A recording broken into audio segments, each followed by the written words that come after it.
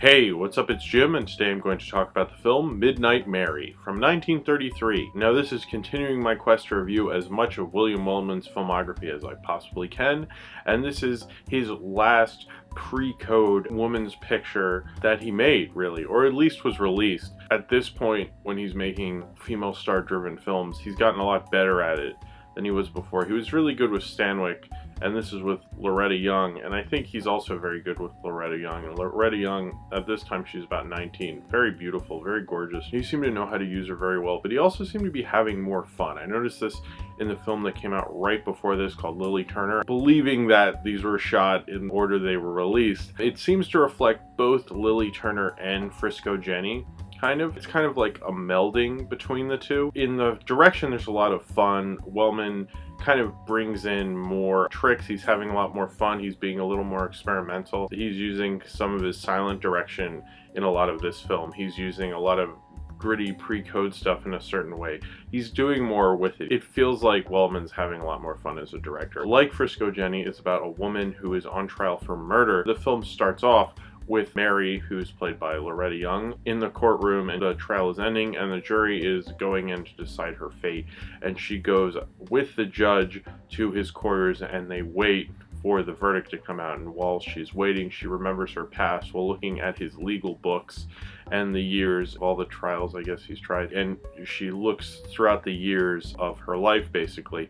And Wellman uses this in a very economic storytelling way. I think it was a really smart way to do it, because it's the idea of someone having their life flash before their eyes before they die because she is on trial for murder. And it was a really good storytelling device. I like it quite a bit, and goes through how her mother died, which is seemingly probably a little inconsequential, to be honest, on how she led a life of crime. But I think that's kind of like a very 30s thing, you know. Oh, she wasn't raised but right. She's kind of forced into a life of crime because she's sent to a corrections facility when she's younger, because they mistakenly arrest her after someone who's shoplifting gets away, and then they arrest her and she goes to jail, and she slowly gets into a life of crime and becomes like kind of a mole for these gangsters. And then she falls in love with, I think his name is Franchot Tone, or the actor who's playing this guy is named Franchot Tone. He's like a big lawyer, and they fall in love, and she starts working for him, but then she goes right back in,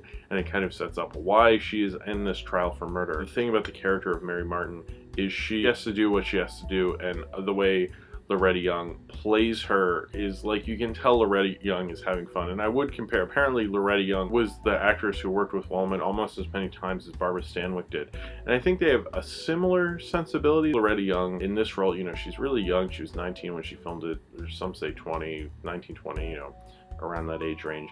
And she seemed to be able to like do the wide range of someone's life that you'd have to go through in Midnight Mary. She plays a 9-year-old at the beginning, and she's playing, I think she's in her 20s by the end. I'm not exactly, I wasn't counting, even though they were showing me the years, so I guess I could have.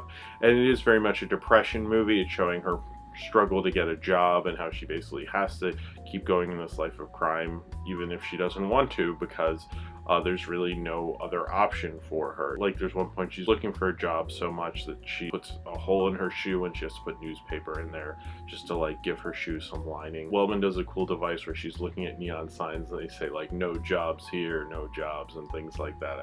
I like that. He uses a lot of his tricks from the silent film days, when Mary is first sent to a corrections facility, and then later when she's in jail in a later part in the film, and that feels very silent to me as well. And it looks like Wellman's really playing. I feel like after Lily Turner is more fun woman's picture basically, and I think Midnight Mary, it's not a fun movie as fun as Lily Turner is, but he's having fun directing it, and I feel like he's really come into his own doing these kind of films, especially of this pre-code era. Now unfortunately this is the last one, and it's kind of a cool way to go out, because after seeing the Ruth Chatterton films, I think it kind of reflects him very much post those films, because this is kind of almost a retake and a better storytelling angle of Frisco Jenny. You know, it's very similar, and I think he tells this story a lot better than Frisco Jenny. These are kind of always compared because they're on the same disc in the Forbidden Hollywood collection that is just dedicated to William Wellman, and so they're on the same disc and they are semi-similar, but this is, I would recommend this one a lot. more over that one, frankly. It shows how many different influences and many different ideas Wellman could really represent and how experimental he could be in this period. This also shows how he can do glamour and grit in the same film and really tell a story with it and use that idea. You know, have this woman who, when she's working for the gangsters, she has like a mink coat and everything like that, but when she's looking for a job, you know, she's really brought down by the system. Nothing's working out for her. And apparently, because this film takes place, parts of it take place during the Depression. This was during the Depression, it was 1933.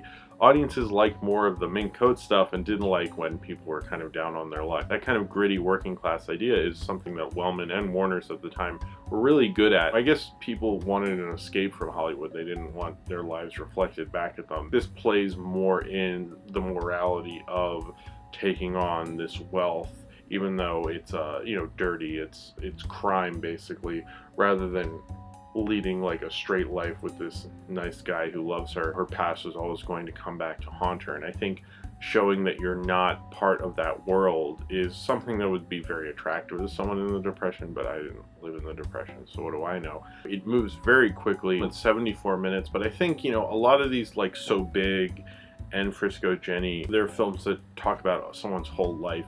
And this works a lot better because she's a lot younger than those two protagonists, but also I think because Wellman got the story to work a lot more than those stories really. Although I like So Big quite a bit, it feels like nothing was really cut out of it. It feels like a simple, you know, 30s Hollywood film where everything works out perfectly, and it's a very perfectly constructed film, and he was really smart about how he constructed it. With Midnight Mary, it's the kind of film where when you really get down to it, when you're watching a film like this, like a woman's picture with a lot of morals behind it and things, it's a lot more fun when the director's having fun with it and doing something with it. And it's when it's too moral and too overbearing with those morals, like in Frisco Jenny, I don't think it's as much fun. But when I watch Midnight Mary, the thing about Midnight Mary that I think makes it better is that Wellman does, you know, he has silent film influence. He has fun in that sign sequence I talked about. It showcases a lot of what Wellman was good at in this period. It's a good film to end